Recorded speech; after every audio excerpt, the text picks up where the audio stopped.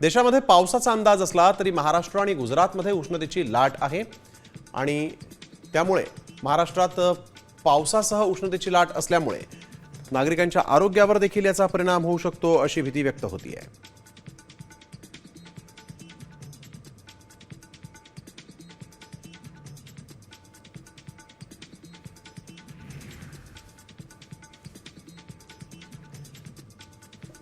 यवतमाळच्या नेर तालुक्यात अंजती पारधी पाड्यावर 9 वर्षीय चिमुकलीचा उष्माघाताने मृत्यू झाल्याचा संशय।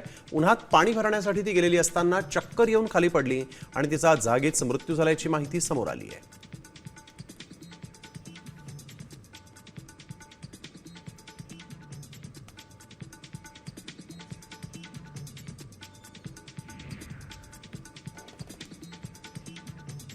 नागपुरात पारा 45 अंशांच्या पार गेल्यामुळे पालिकेने हिट ॲक्शन प्लॅन राबवलेला आहे। टेलिफोन एक्सचेंज चौकातील सिग्नलवर ग्रीन नेटसह पाण्याचे फवारे लावण्यात आले।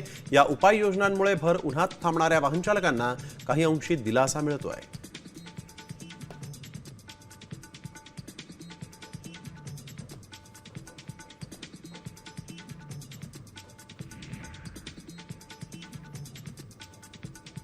तर यवतमाळमध्ये वाढत्या उष्णतेवर उपाय म्हणून रुग्णाने लग्नमंडपात पाण्याचे फवारे बसवले। या भन्नाट कल्पनेमुळे कडाक्याच्या उन्हातही लग्नाला आलेल्या पाहुण्यांना थंड वातावरण मिळालं। या अनोख्या उपक्रमाचं सर्वत्र कौतुक होत होतं।